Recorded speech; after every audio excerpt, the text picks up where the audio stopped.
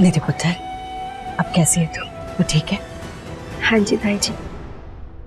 चंगी गल है पुत्र, रब दा लख लख शुक्र है तू ठीक है, बच्चा भी ठीक है। अपना ख्याल रख, अच्छे से खा पी और सेहत बना। वैसे पुत्र ऐसा हुआ कैसे, तू गिरी कैसे?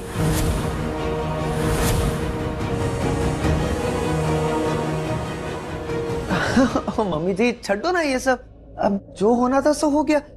भाभी घर चलते हैं, घर चल के कुछ खाते पीते हैं और साथ में ताश खेलते हैं। चल ठीक है, चल। आप एक बात बताइए, आप नीति की हेल्थ को लेकर इतना केयरलेस कैसे हो सकते हैं? आपको पता है ना उनका ब्रेन का ट्रीटमेंट चल रहा है, हर मेडिसिन इज गोइंग ऑन। उसके बाद भी आप उनकी हेल्थ को लेकर बिल्कुल भी सीरियस नहीं है। मैंने आपको पहले भी समझाया था, उसके बाद भी ये कंडीशन है।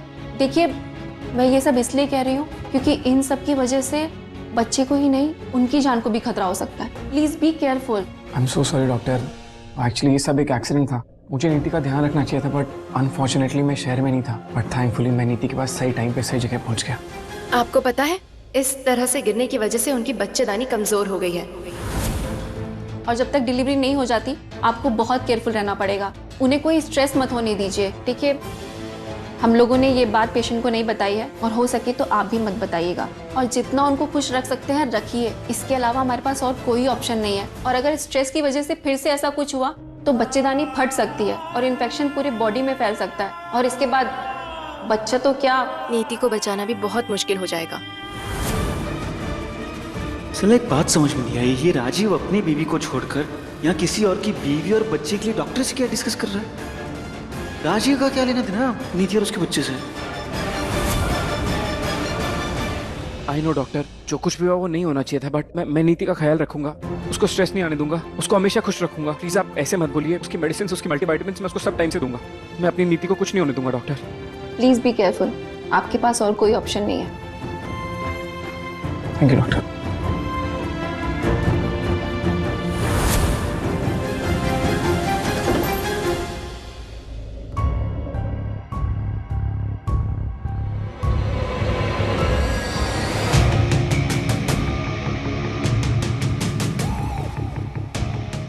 परी के पति का इंटरेस्ट परी से ज्यादा उसकी सहेली में क्यों है? ये कब हुआ? तो जो अच्छा हुआ, मतलब मेरा रास्ता क्लियर है। अरे वाह,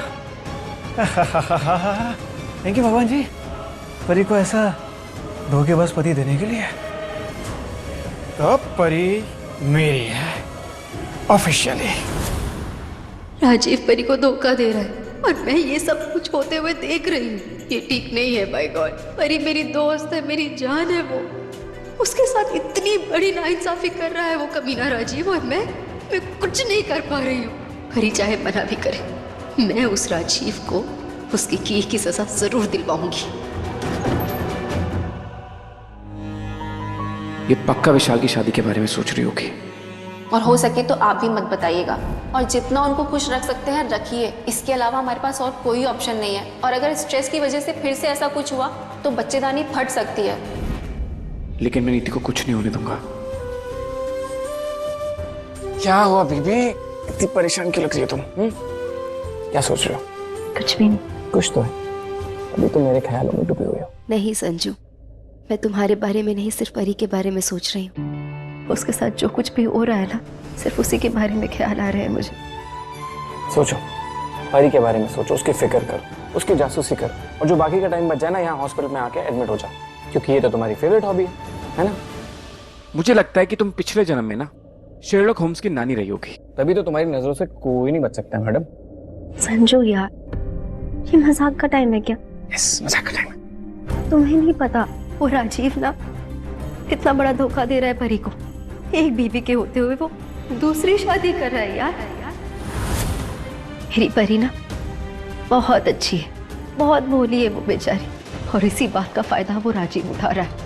लेकिन शायद उसे पता नहीं है कि परी के पीछे ये नीति उसकी ढाल बनकर खड़ी है, मैं उसे छोड़ने नहीं वाली। अरे यार, कोई घटिया आदमी होगा तो शादीशुदा होते हुए भी दूसरी शादी करने के बारे में सोचे।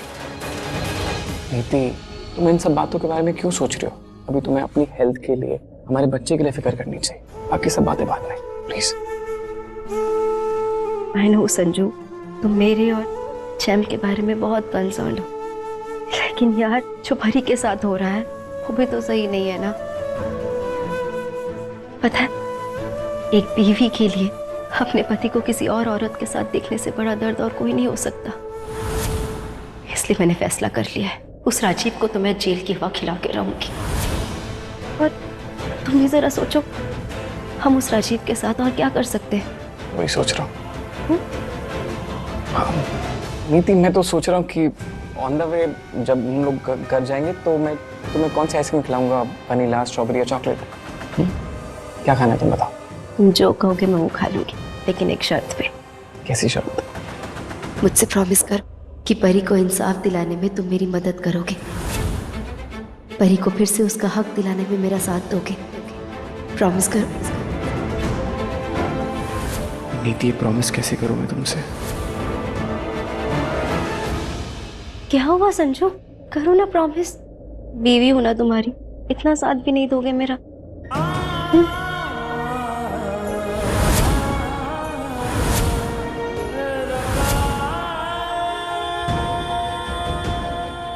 मैडम, आपके इंजेक्शन का टाइम हो गया। हाँ, हमारे इंजेक्शन का टाइम हो गया। प्लीज, फिर घर भी तो जाना है। ये साला चल क्या रहा है? ये राजीव अपनी बीवी को छोड़कर इसके आगे पीछे क्यों घूम रहा है? उधर मेरी परी मोटे मोटे आंसू बहा रही है और ये इसके साथ टाइम पास कर रहा है। दाल में काला जरूर कुछ है, पता लगना पड़ेगा राकेश। हाँ, पता तो मैं लगा के रहूंगा। आखिर परी को अपना जो बनाना है। सिस्टर, डिस्चार्ज कब तक हो जाएंगे? हम लोग घर कब तक जा सकते हैं? बस ये इंजेक्शन लग जाए, उसके बाद आप जा सकते हैं। अरे लवली, आराम से।